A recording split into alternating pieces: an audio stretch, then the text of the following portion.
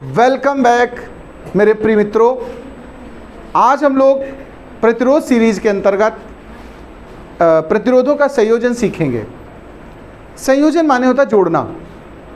यदि दो या दो से ज़्यादा प्रतिरोध आपस में जोड़ दिए जाएं तो फिर परिणामी या तुल्य प्रतिरोध का सूत्र क्या होगा। हो सकता है ये 10th स्टैंडर्ड में आपने पढ़ा भी हो, किंतु मैं तो ईमान करके डिस्कस कर रहा हूँ कि आपने नहीं पढ़ा है। तो देखिए, प्रतिरोधों को जोड़ने का यानी संयोजित करने के दो मेथड्स हैं, दो विधियां हैं। पहली विधि हम बोलते हैं श्रेणी संयोजन और दूसरी विधि है समांतर संयोजन। चलिए, अगर आप नोट्स बनाना चाहते हैं तो अपनी नोटबुक और पेन निकाल लीजिए, हेडिंग डालिए प्रतिरोधों का संयोजन। अगर इसको इंग्लिश में लिखना चाहें तो लिख सकते हैं कॉम्बिनेशन ऑफ रेजिस्टेंसेस। इंग्लिश में लिख लिया करिए, हेडिंग लिखने में क्या दिक्कत है आपको, ठीक है। इसमें नंबर 1 डाल दीजिएगा श्रेणी संयोजन, सीरीज कॉम्बिनेशन। श्रेणी संयोजन इंग्लिश में कहेंगे इसको सीरीज कॉम्बिनेशन।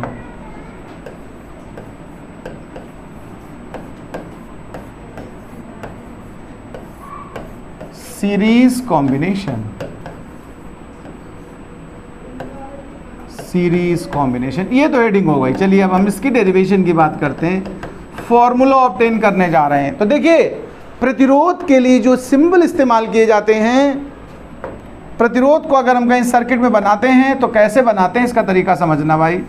ऐसे जिगजैग, जैसे नागिन चलती है ना, बिल्कुल नागिन वाली टेढ़ी मेढ़ी चाल है। ये प्रतिरोध बनाने का तरीका है सर्किट में। एक और बना दिया, एक और। मैंने एग्जाम्पल में 3 ले लिया, 3 रेजिस्टेंस लिए हैं और इनके साथ सर्किट में एक बैटरी या सेल जोड़ दीजिए और एक स्विच लगा दीजिए।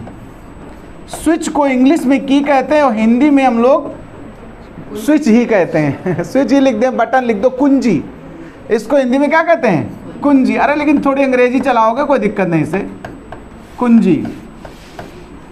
इसको हम लोग बैटरी तो बी लिख दिया। ये रेजिस्टेंस 1, रेजिस्टेंस 2, रेजिस्टेंस 3।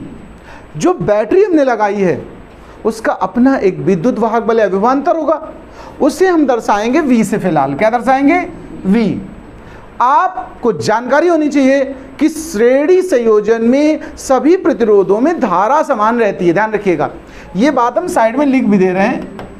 यहां पर ध्यान रखिएगा, श्रेणी संयोजन में क्या समान रहेगा, हाँ, श्रेणी क्रम में धारा समान रहती है और समांतर क्रम में वोल्टेज विभव समान रहता। अभी तो हम श्रेणी क्रम की बात कर रहे हैं, तो अभी हम धारा पे बात करेंगे। तो जो धारा इस बैटरी या सेल से निकली वही धारा इस प्रतिरोध में जाएगी, इसमें जाएगी, इसमें जाएगी और वो घूम करके वापस सेल में फिर आ जाएगी। वोल्टेज अलग अलग होंगे, इसका विभवांतर V1, इसके लिए V2, इसके लिए V3। ये विभवांतर के सूत्र बनेंगे। ओके, आइए अब हम लोग परिणामी जो प्रतिरोध होगा उसके लिए बात करने जा रहे हैं, जिसको हम लोग कहेंगे तुल्य प्रतिरोध। तो चलिए हम तुल्य प्रतिरोध की बात करने वाले हैं, प्लीज ध्यान से समझिएगा। पहले प्रतिरोध के लिए देखिए, प्रथम प्रतिरोध, प्रथम प्रतिरोध R1 के लिए। तो जब R1 के लिए हम बात करेंगे, ध्यान देना, V = IR सूत्र होता है, तो इसका वोल्टेज V1 है, तो जो सूत्र बनेगा वो बनेगा V1 = IR1। एक बात। ऐसे दूसरे प्रतिरोध के लिए अगर हम बात करें, दूसरे प्रतिरोध के लिए